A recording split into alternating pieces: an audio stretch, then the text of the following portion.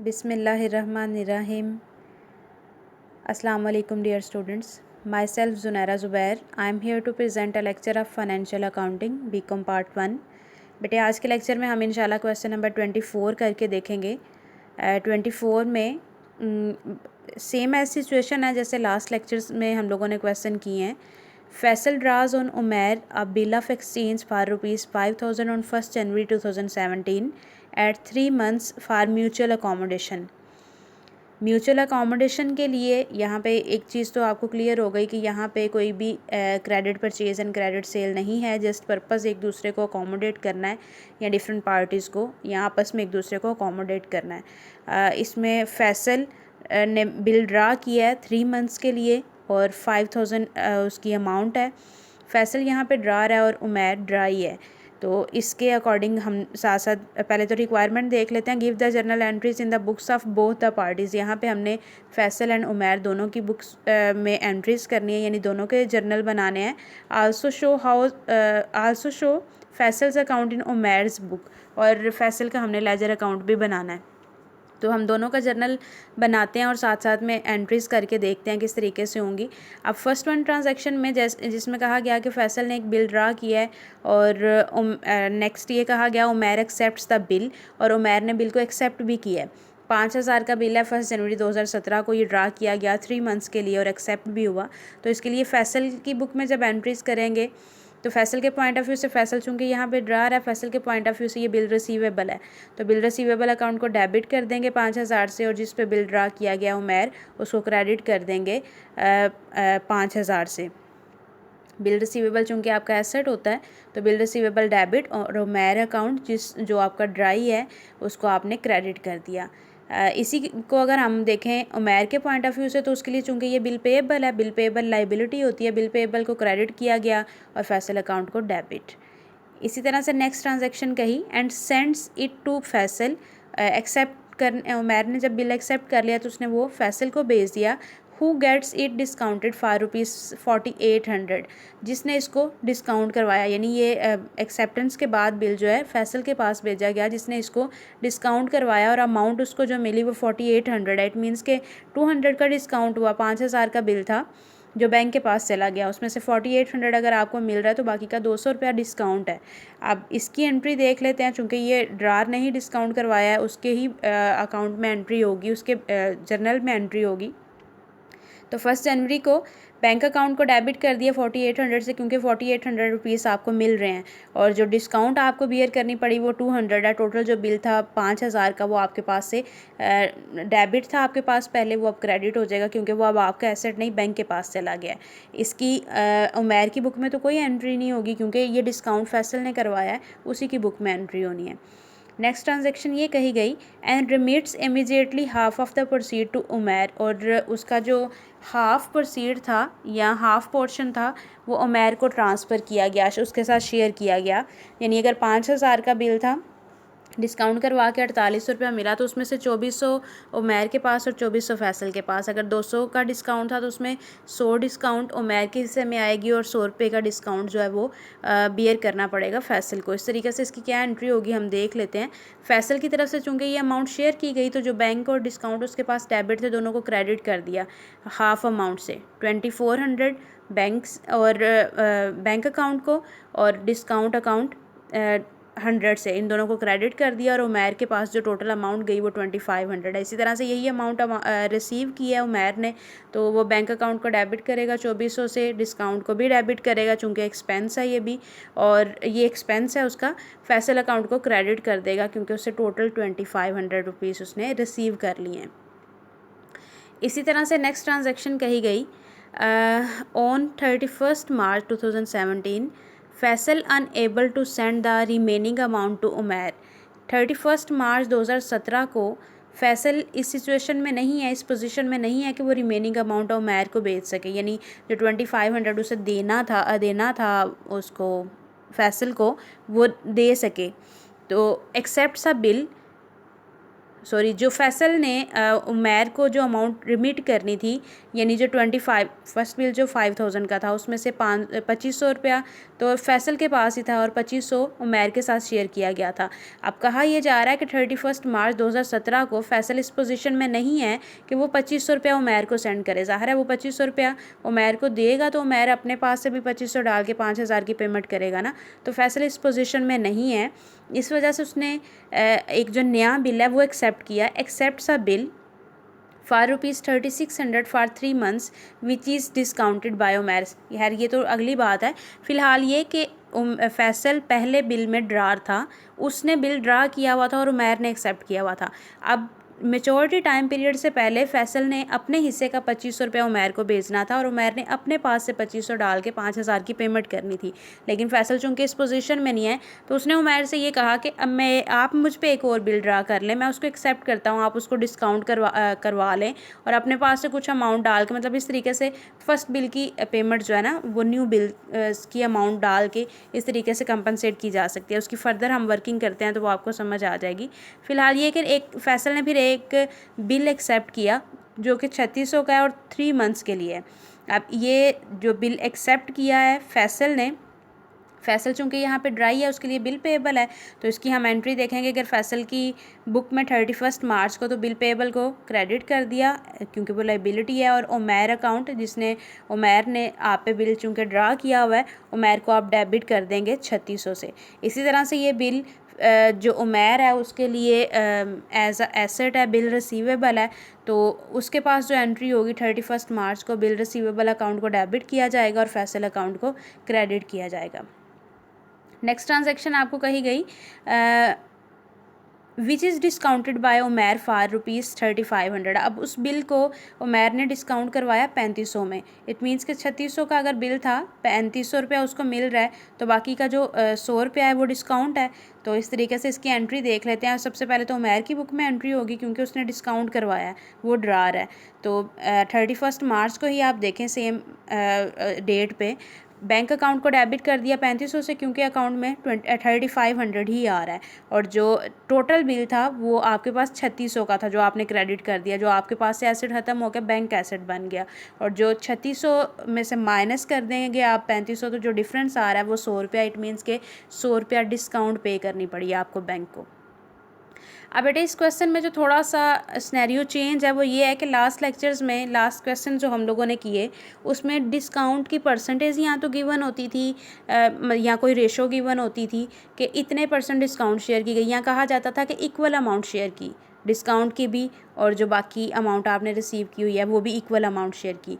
या ये कहा जाता था 2/3 1/3 इस तरीके से, मतलब आपको कोई ना कोई रेशो गिवन होती थी।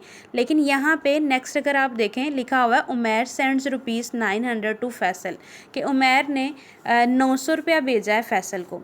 अब इस 900 रुपये से नहीं समझ आती कि उस 3500 में से कितने % पोर्शन उसने फैसल को भेजा है।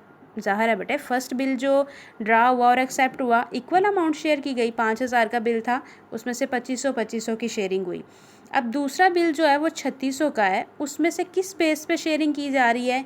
इसके लिए जब इस तरह की कोई सिचुएशन दी हो कि अब यहाँ पे ये कह दिया गया कि उमैर ने 900 रुपया फैसल को भेजा, लेकिन हमें नहीं पता कि ये ठीक है 900 रुपया तो हम लिख देंगे कि उमैर के पास से कम हो गया और फैसल के पास चला गया, डिस्काउंट भी तो शेयर करनी है, लेकिन डिस्काउंट की क्या अमाउंट आएगी ये हमें नहीं पता। तो जब कोई ऐसी सिचुएशन हो कि जहाँ पे आपको डिस्काउंट की समझ नहीं आ रही और इस तरह की अमाउंट्स हैं कि फ़र्स्ट बिल की बिल्कुल ही और है, सेकंड की और है, इक्वल अमाउंट से भी बिल नहीं है दोनों, और डिस्काउंट के अमाउंट के बारे में भी कुछ नहीं बताया गया, तो एक तरीका है वर्किंग करने का बेटे, उसको हम यहाँ पर फॉलो करते हैं। सबसे पहले तो आप ये देखेंगे कि दोनों के पास कितनी कितनी अमाउंट है, यानी फैसल के पॉइंट ऑफ व्यू से देखें। सबसे पहले हम देखते हैं कि फ़र्स्ट बिल में से उसके पास कितनी अमाउंट है 2500 रुपया, सेकंड बिल में से उसके पास हम कह रहे हैं 900 रुपया भेजा गया, यानी ये कहा जा रहा है ना उमैर भेजेगा फैसल को 900 रुपया, तो टोटल अमाउंट जो फैसल के पास है वो 3400 है। आपके सामने है बेटे, आपको उम्मीद है इसकी समझ आ रही होगी। ऐसे ही अगर अब हम उमैर के पॉइंट ऑफ व्यू से देखते हैं, उमैर के पास पहले बिल का 2500 रुपया है, proceed of the second bill. अब सेकंड बिल में से जो 3500 रुपया मिला था, यानी 3600 का बिल था, 100 रुपया डिस्काउंट हमने माइनस कर दी, तो उसमें से जो ₹3500 जो मिला है उसमें से ₹900 सिर्फ भेजा गया है इसको फैसल को, बाकी जो ₹2600 है वो तो उमैर के पास ही है। तो इसका मतलब है जो उमैर के पास टोटल प्रोसीड है वो 5100 है। अब ये कहा जा रहा है, चूँकि हमने ये कहा था कि मैच्योरिटी टाइम पीरियड से पहले जब पेमेंट देनी थी फैसल ने उमैर को कि वो फ़र्स्ट बिल की पे कर दे अमाउंट, तो वो इस पोजीशन में नहीं था कि अमाउंट पे करे, इसलिए तो उसने दूसरा नया बिल एक्सेप्ट किया था। उमैर से कहा था कि तुम उस पर बिल ड्रा करो और मैं बिल एक्सेप्ट करता हूँ, यानी फैसल ने एक नया बिल एक्सेप्ट किया था। तो उसका बेसिक पर्पज़ तो यही था कि जो हमारी फ़र्स्ट बिल की पेमेंट हम नहीं कर पा रहे, हमारे पास पेमेंट नहीं है, तो कोई एक नया बिल ड्रा और एक्सेप्ट करके फ़र्स्ट बिल की पेमेंट हो। अब यहाँ से ये तो समझ आ गई कि उमैर के पास पहले बिल में से ₹2500 है, दूसरे बिल में से ₹2600 है, टोटल अमाउंट उमैर के पास 5100 है। तो सबसे पहले तो जो पहला बिल है 5000 का उसको पे किया जाएगा, यानी acceptance first bill paid on maturity, सबसे पहले उसकी मैच्योरिटी डेट पे उसको पे किया जाएगा। तो जो बाकी अमाउंट उमैर के पास रह जाएगी वो ₹100 रह जाएगी। अब बेटे आपके जहन में ये आ रहा होगा कि उमैर क्यों बिल की पेमेंट करेगा, फैसल ने पेमेंट क्यों नहीं की। तो बेटे फ़र्स्ट बिल के लिए ड्रार फैसल है और ड्राई उमैर है। उमैर ने यानी ड्राई ने पेमेंट करनी होती है, तो उमैर जो है वो सबसे पहले तो अमाउंट पे करेगा। अब जो बाकी अमाउंट रह गई, अब हमारे पास क्लियर है कि फ़ैसल के पास अब 3400 है और उमैर के पास ₹100 है। अब हमारे पास हमारा बेसिक पर्पज़ इस सारी वर्किंग का डिस्काउंट की कैलकुलेशन करना है। तो डिस्काउंट की कैलकुलेशन जब इस तरह की सिचुएशन हो तो हम इस तरीके से कैलकुलेट करेंगे। पहले तो ये देख ली कि दोनों के पास कितनी एक्चुअल अमाउंट पड़ी हुई है, वो हमें क्लियर हो गया। फैसल के पास 3400 है और उमैर के पास 100 है। अब हम इस रेशो से दोनों की वर्किंग कर सकते हैं, यानी 3400 और 3400 रेशो 100, यानी फैसल और उमैर के दरमियान अगर हमने अमाउंट जो है उसको डिवाइड करना है, जैसे हमारे पास टोटल डिस्काउंट जो है वो सेकंड बिल की कितनी है ₹100, 3600 का बिल था ना, 3500 की अमाउंट रिसीव की गई, 100 जो डिस्काउंट है वो किस रेशो से डिवाइड करना है ये हमें नहीं बताया गया था। जब ना बताया जाए तो इस तरह से वर्किंग करनी पड़ती है। पहले दोनों की प्रोसीड निकाली, 3400 एंड 100, ये दोनों की रेशो आ गई। अब आपको ये भी पता है जब भी रेशोज़ हमारे पास होती हैं उससे हमने कैलकुलेशन करनी होती है तो हम सम ऑफ रेशोज़ भी करते हैं। अब इन दोनों को जमा करेंगे तो 3500 आएगा, यानी एक दफ़ा मैं कैलकुलेशन करूँगी तो हमें इस तरीके से डिवाइड करना पड़ेगा। देखें अब फैसल है, टोटल अमाउंट जो डिस्काउंट है वो तो 100 है, उसी की हमने डिवीजन करनी है ना कि उसको किस प्रोपोर्शन से हम चेंज करेंगे। 100 डिवाइडेड बाय टोटल करेंगे, यानी जो 100 जिसको हम डिवाइड करना चाह रहे हैं उसको टोटल पे पहले डिवाइड करेंगे 3500 पे और मल्टीप्लाई कर देंगे 3400, यानी जितना पोर्शन फैसल का है। तो हमारे पास देखें डिस्काउंट आ रही है 97.14। ऐसे ही उमैर की अगर डिस्काउंट हम चेक करना चाहेंगे तो 100 डिवाइडेड बाई 3500 टोटल, यानी जो डिस्काउंट आपके पास थी 100 उसको, और डिवाइड करेंगे आप टोटल सम ऑफ रेशोज़ पे यानी 3500 पे, और मल्टीप्लाई जो प्रोसीड था उमैर के पास जो टोटल अमाउंट है वो 100 है, तो इसकी जो डिस्काउंट की अमाउंट आ रही है वो 2.86। इट मीन्स कि जो ₹100 दूसरे बिल की डिस्काउंट थी उसमें से 2.86 जो है वो बियर करना पड़ेगा उमैर को, 97.14 जो है वो बियर करना पड़ेगा फैसल को। इस तरीके से अब हम एंट्रीज़ करते हैं। सबसे पहले तो ये कि जो पुराना बिल है उसकी पेमेंट की जाएगी, तो पुराने बिल की पेमेंट चूँकि उमैर ने करनी है तो मैच्योरिटी टाइम पीरियड जब आएगा, यानी 1 जनवरी को बिल ड्रा और एक्सेप्ट हुआ था और 3 माह के लिए ये बिल था, February March and April, Feb March and April के बाद 3 ग्रेस डेज आप ऐड कर लें तो 4 अप्रैल को फर्स्ट बिल की पेमेंट होनी थी। तो मैच्योरिटी टाइम पीरियड पे सबसे पहले तो पुराने बिल की पेमेंट की जाएगी, बिल पेएबल अकाउंट डेबिट और bank account credit. Bank account कहा, यानी अगर आपको चेक के थ्रू या बैंक के थ्रू कहा है तो आप बैंक अकाउंट को क्रेडिट कर देंगे, अगर आपको कैश में कही हो तो आप कैश को क्रेडिट कर देंगे। तो बिल पेएबल को डेबिट कर दिया, जो कि आपकी लाइबिलिटी थी अब ख़त्म हो गई, उसको डेबिट किया, और चूंकि आप अमाउंट पे कर रहे हैं तो बैंक अकाउंट को आपने क्रेडिट कर दिया 5000 से। फर्स्ट बिल की एक्सेप्टेंस जो है उसको आपने, यानी वो बिल ऑनर हो गया, उसकी पेमेंट कर दी गई। अब इसकी पेमेंट तो बैंक को गई है ना, इसके कोई भी एंट्री फैसल के जर्नल में नहीं आएगी। अब नेक्स्ट ये कि उमैर ने जो बिल डिस्काउंट करवाया उसका 900 जो है वो शेयर किया फैसल के साथ, यानी 900 रुपीज़ जो है वो फैसल को सेंड किए थे और डिस्काउंट की अमाउंट हम लोगों ने ऑलरेडी कैलकुलेट की है। अब जो 3500 रुपीज़ थे बैंक अकाउंट जो डेबिट किया हुआ था उमैर ने 31 मार्च को, उसमें से चूँकि 900 रुपया जो है वो चला गया फैसल के पास, तो बैंक अकाउंट को आप क्रेडिट कर देंगे 900 से, और डिस्काउंट जो आपने दी वो यानी डिस्काउंट जो शेयर किया आपने फैसल के साथ वो 97.14 है। यहाँ की वर्किंग से ये आपको क्लियर हुआ कि फैसल के हिस्से में जो डिस्काउंट आती है वो 97.14 है। तो आपने डिस्काउंट को भी क्रेडिट कर दिया 97.14 से, यानी जो आपके पास डिस्काउंट डेबिट थी 100 से, उसमें से अब आपके पास से डिस्काउंट आपने शेयर कर दी 97.14 से फैसल के साथ, और फैसल के पास जो टोटल अमाउंट गई वो 997.14 है। इस तरीके से इस एंट्री को पास करेंगे। अब यही अमाउंट जो यहाँ से शेयर हुई वो यहाँ पे फैसल के पास आई, तो वो बैंक अकाउंट को डेबिट और डिस्काउंट अकाउंट को भी डेबिट कर देगा सेम अमाउंट से, और उमैर अकाउंट को क्रेडिट कर देगा 997.14 से। सेम अमाउंट इसलिए कहा है कि यहाँ पे भी आपने 900 से क्रेडिट किया बैंक को, यहाँ पे आप 900 से बैंक को डेबिट कर देंगे। यहाँ से डिस्काउंट जो काम ख़त्म की गई उमैर की तरफ से 97.14, वो अब एक्सपेंस बनी फैसल का, तो उसको आपने डेबिट कर दिया 97.14 से। इसी तरह से जो उमैर की तरफ से आपके साथ आपकी तरफ अमाउंट शेयर की गई है वो टोटल 997.14 है। Next transaction, before the maturity of bill accepted by Faisal. Maturity of bill, अब कौन से बिल की बात कर रहे हैं? जो फैसल ने एक्सेप्ट किया। तो फैसल ने जो बिल एक्सेप्ट किया वो तो सेकंड बिल था, यानी जिसकी अमाउंट 3600 थी। He becomes insolvent and his creditor get 40 paisa in the rupee. बेटे 40 पैसा इन रुपी का मतलब ये होता है, यानी 1 रुपया है अगर तो उसमें 100 पैसा होता है, तो आप ये कह सकते हैं कि 1 रुपये के बदले में 40 पैसा शेयर किया। आप ये भी कंसीडर कर सकते हैं कि 40% शेयर किया, ठीक है, यानी 1 रुपया इट मीन्स कि 100% है, उसमें से अगर 40 पैसा शेयर किया जा रहा है तो 40% शेयर किया जा रहा है। अब ये कहा जा रहा है कि फैसल इंसॉल्वेंट हो गया और उसके क्रेडिटर्स ने जो अमाउंट क्रेडिटर्स को जो अमाउंट रिसीव हुई वो 40 पैसा है। तो सबसे पहले तो हमें देखना पड़ेगा कि फैसल से आते कितने पैसे हैं, फिर ही हम उसमें से देखेंगे ना कि 40% आ गया और बाकी का जो 60% होगा वो बैड डेट्स हो जाएगा।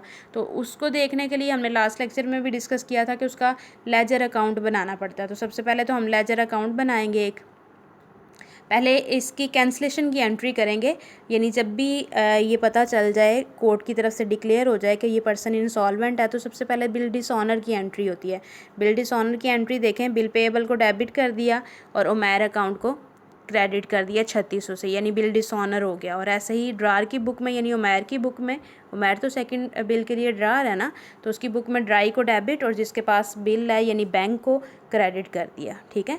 अब इसके बाद हमें चूंकि अभी तक नहीं पता कि फैसल के हिस्से में कितनी अमाउंट आती है, तो हमने एक लेजर अकाउंट प्रिपेयर किया जिसमें डेबिट साइड पे सारी वैल्यूज़ लिखी जो फैसल से रिलेट कर रही हैं और क्रेडिट साइड पे लिखी। तो टोटल हम अमाउंट जो हमारे पास आई उसमें से 40% कैश में लिख दिया और जो बाकी की अमाउंट आ जाएगी, यानी जो बाकी का बैलेंस आएगा, आप ये कंसीडर कर लें कि आपने सारी की सारी एंट्रीज़ को की पोस्टिंग कर दी। जो आपके पास बैलेंस आएगा, जो आपके पास अमाउंट आएगी, उसका आपने 40% लेके कैश में लिख देना है और बाकी जो अमाउंट आए जिसको आपने बैलेंस लिखना था, आप बैलेंस नहीं लिखेंगे, बैड डेट्स अकाउंट लिख देंगे जो कि 2098.28 आ रहा है। इस तरीके से आप लेजर अकाउंट बनाएंगे तो आप यहाँ पे एंट्री कर सकते हैं।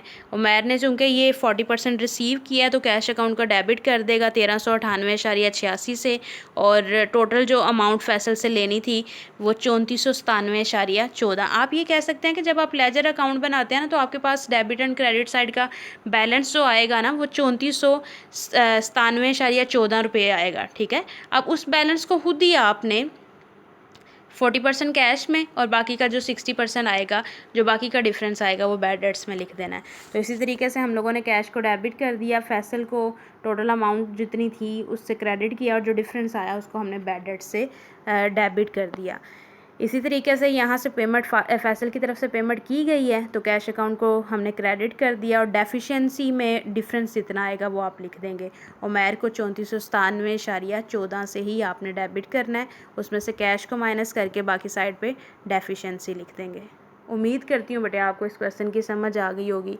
बेटे मैं हर लेक्चर में आपको तकरीबन ये चीज़ बता रही हूँ कि ये चैप्टर थोड़ा सा बाकी चैप्टर से मुश्किल है, लेकिन इतना भी मुश्किल नहीं है। अगर आप अच्छे से प्रैक्टिस करेंगे तो आप अच्छे से परफॉर्म कर सकते हैं, ठीक है। अगर कहीं पे कोई प्रॉब्लम हो रहा है तो आप उसके बारे में मुझसे डिस्कस कर सकते हैं, पूछ सकते हैं। मैं इंशाल्लाह अगर आपको कहीं पे प्रॉब्लम आ रहा है तो मैं दोबारा भी कोई क्वेश्चन अगर आपको मुश्किल लग रहा है तो मैं करवा दूँगी, लेकिन आप कोशिश करेंगे बेटे पहले क्वेश्चंस की अच्छे से प्रैक्टिस करें, ठीक है। आप जितनी अच्छे से प्रैक्टिस करेंगे आपको क्वेश्चन उतने अच्छे से ही समझ आ जाएगी। फिर भी कहीं पे कोई प्रॉब्लम होता है तो आप मुझसे लाजमी पूछ सकते हैं।